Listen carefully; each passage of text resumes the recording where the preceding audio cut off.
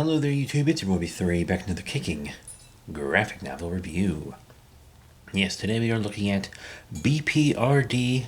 Omnibus, Volume 4. Yeah, let me read you the back of the book real quick. In 2001, HELLBOY quit the B.P.R.D, leaving its roster of special agents to defend the world from any occult threats and the growing menace of the Frog Army. Now their adventures are collected in one continuous saga, following the exploits of Abe Sapien, Liz Sherman, Roger the Homunculus, Johann Kraus, Kate Corrigan, Ashley Strode, and many more. From the war on frogs through the end of Ragnarok. Join HELLBOY creator Mike Mignola and a slew of talented writers and artists as they bring you the main collection of B.P.R.D. stories in a series of 10 volumes from Dark Horse Comics. Yeah, pretty good. I'm really loving the MIGNOLAVERSE, all these HELLBOY books and their spin-offs. I'm trying to review them in somewhat of a reading order. We'll see how that goes. Sometimes I just review the ones I feel like. But I've stuck to it so far with these. The contents, you have The Warning, The Black Goddess, King of Fear, and then of course the sketchbook in the back, which I really, really like. So, Abe Sapien kind of starts to get back into field duty. He's going looking for like the were-jaguar spirit totem thing, as well as Zavindigo. And Johann is kind of mourning his superhuman body that he no longer has. He's back to the containment suit, and the B.P.R.D. is unable to make him a new one. And he's also stolen a dagger. This dagger is supposed to actually be able to kill the jaguar spirit, but he's stolen it, and I think that he wants to use it to off himself. I think that's his plan, because he kind of can't really die because his spirit's trapped here, because of the unique circumstances of his body's death, but not his mind or spirit. And I think maybe he thinks it can let him go, you know. Anyway, you got Abe and all these guys looking for monsters. And then you've got like Kate and Liz chilling out, maxing, relaxing, all cool, etc., etc. And our new mummy friend, Panya. Panya? I'm going to say Panya. She's kind of recovering a lot of strength, but also the ghost of Lobster Johnson is still hanging around. And he reveals Martin Gilfried to them. And Martin Gilfried is the guy who has kind of been haunting Liz, manipulating Liz in a way. It turns out he was, you know, a curator at a museum and a historian, a supernatural kind of guy. They drug him away to the loony bin, and he was set free, and now he's kind of got like an immortal shtick going on, and he wants to stop the plague of frogs, but he kind of wants to be the one to do it. He has this sort of hero complex, and he's manipulating Liz in order to get that. Panya tries to go into his mind so they can track him down, which kind of half works. Like, she's able to do it, but he also, like, catches her. Unfortunately. But they go to his hideout, and, you know, he kind of gives them a big display of power, firepower, and he takes Liz, because people are always taking Liz. They always want her big, fancy pyrokinetic powers to do something with. Everybody wants to just take Liz's power. It's wild. It's wild. But anyhow, we also see the house of this woman who is paranoid about these children. And even though the black flame wasn't revealed to the public, the frog stuff was, but the black flame wasn't. She has like a big painting of the black flame on her wall. And it's sort of implied that she did it, but in actuality, I think her captors did it. Also, if you hear any weird sounds, it's because my cat is misbehaving. We also see that all of the kind of mutant creatures from the last volume have been taken to the B.P.R.D. They have like a little zoo, which is nice, and they're pretty harmless without someone making them do bad. Anyhow, it turns out the frogs are in fact still around. And not only that, but you remember the subterranean people? The ones that they fought like way back in volume 1? They're back too. They've teamed up with the frogs and they have their big machines running. It's not great. They are destroying everything. And these guys are going to be very reoccurring. They're even going to appear in a Witchfinder and stuff later on. They got themselves a new burning sword. And these guys, you know, I was rooting for them when we were first getting their history, where it's like they were a slave race and then they rose up and destroyed their masters, and it's like, hell yeah. But then they want to become slave masters to repress people like they were oppressed, and it's like, no, you're taking it the wrong way, guys. You're taking it the wrong way here. But there's like a big lizard kaiju, and they kill it, but then Johann can possess it, which is sick and awesome. Really, it is, truly. We see Abe Sapien kind of leave behind his mourning of this life that he can't remember. It was never really, truly his life anyway. He is, of course, a new man. And luckily they are able to defeat these robots. But when they crack the robots open and they look inside, they have frogs wired into them, which is, of course, the evidence that the frogs and the subterranean people are all working together. But this city that was destroyed, it was Johann's hometown. And he drives through the rubble. And the driver is like, hey, maybe these people got out. And he's like, no, they didn't. Because Johann can see every single one of their ghosts. It's actually kind of wild. Kind of wild indeed. Oh well. Anyhow, we're moving into the Black Goddess.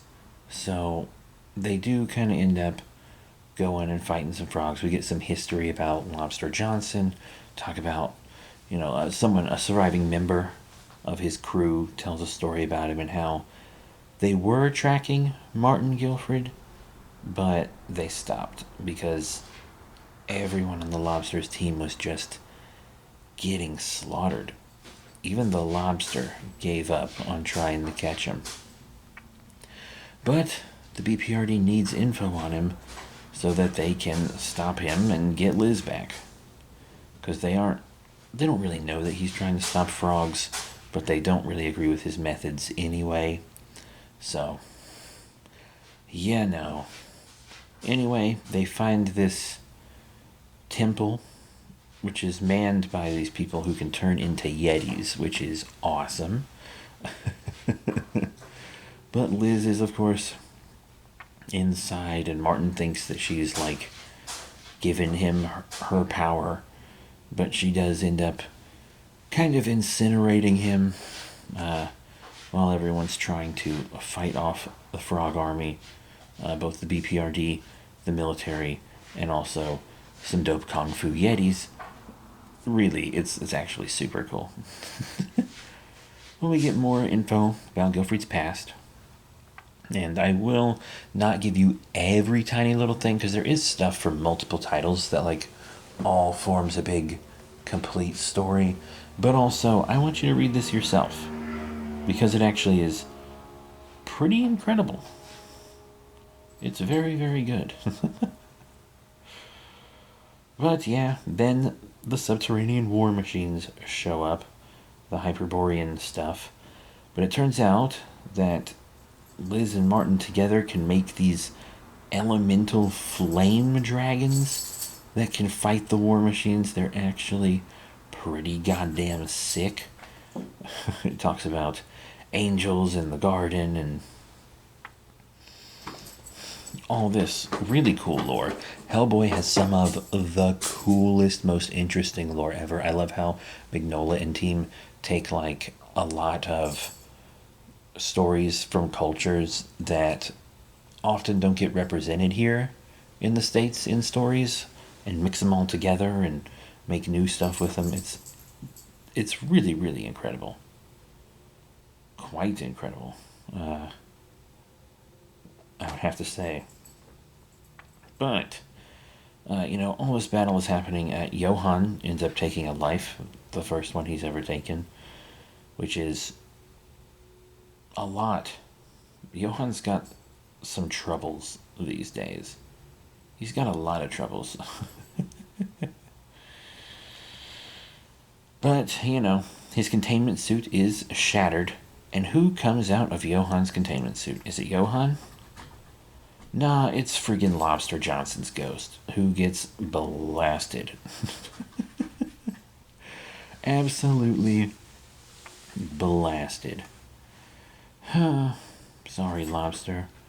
But, they do actually plan on taking Lobster Johnson's ghost and helping him get to rest. But the B.P.R.D is being, grilled by the UN.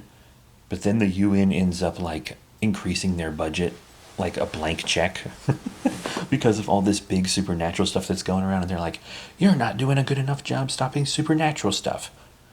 And then they're laying into him, and then they're like, so we're going to give you a ton of money so you can stop supernatural stuff. It's great. Also, I have mentioned that the B.P.R.D is not a secret organization in this world. Supernatural stuff just kind of exists and people kind of accept it. I think that's very interesting. I've seen a million secret organizations that fight the supernatural, and it's all secret stuff. It's much more interesting to me when it's out in the open, and I don't know. It's much more interesting that way to me. But yeah, they take Lobster Johnson's ghost away, and they kind of take him with Johann's stuff, because they can't really get Johann back until he's at rest for some reason. But they take him to the big castle where he died. And there's skeletons and stuff. You see the big ape skeleton with all the spark plugs in it. That's really effing cool, I have to say. But while they're doing that and putting Lobster Johnson to rest, Liz gets this vision of the future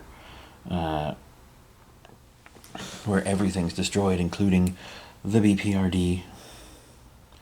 But Lobster Johnson, he gets his afterlife. And you know what Lobster Johnson's ideal afterlife is? Just him eternally slaughtering the ghosts of Nazis. And really, who could think of a better afterlife than that, am I right, folks? Wow.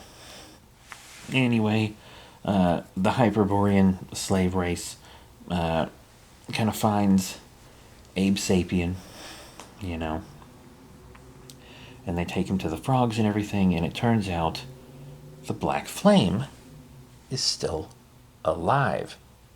And he's kind of come around to the frog's way of thinking. At first, he was like, hey, look here. All this power is going to be mine. And now he's kind of been humbled. And he's like, no, this power is everybody's. It's this eldritch power that's going to change the human race. And he reveals that the frog people are just the first step in the evolution for the new world. The world will be wiped away and replaced one way or another. Whether it's by Lovecraftian entities that he's working with, or by Hellboy embracing his fate, or something else. There's always something else. The Black Flame is also being oddly reasonable in many ways. Like one of the Hyperborean leaders like kills one of Abe's men, and the Black Flame kills that guy, and he's like, "I'm sorry, he shouldn't have killed your man." But Black Flame is being weirdly courteous in a way. But he does kind of reveal that the frogs, as I said, are the first step, and eventually they are going to evolve into what Abe Sapien is. Abe Sapien is their final evolution. But when he reveals this, all the humans that were following Abe confidently are now like suspicious of him. Now they think he's kind of on the monster side. They're being a little prejudiced and shit, to be completely honest. Anyway, Abe is able to kind of take down their operation and destroy the Black Flame. But we do get a big new Lovecraftian horror with this red smoke coming out of its head. It's very cool. That smoke seems to kind of be turning people into monsters. Oh, who could have guessed? Oh well. Anyhow, that's really most of the book. You know, we do find out that one of the Big Daddy looking guys that Abe Sapien fought in the last volume is still alive and whatnot. And it also appears that in the big final battle and stuff in all this, Liz seems to have completely lost her powers. She let everything out. And it seems like the flame is no longer within her. She's just a normal person now. And you can't really tell if she's happy about that or not. She actually doesn't seem to be, which is odd because she struggled with her powers for so long. And then we move into the sketchbook. I really love sketchbooks and stuff in the back of trades, and you know, the ones in the MIGNOLAVERSE are probably the best ones because the art is so cool and interesting from so many great artists, and the little blurbs explaining their thought processes are just truly, truly, truly incredible. And I really like the pages showing like their development of Black Flame. I think those are especially interesting. But that is it. Thank you all very much for your support. Remember to rate, comment, and subscribe.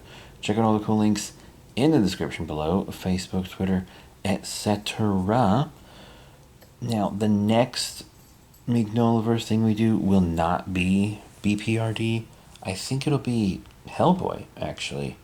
And then we should be doing HELLBOY, Weird Tales, Witchfinder, and Lobster Johnson. I think that's the order I'm supposed to do it in. Yeah, but I mean, that's it. The art is pretty good. Sometimes people's faces can seem a little long, but you know, the Mignola cover art and anything Mignola touches, whether it's writing or drawing, it's incredible.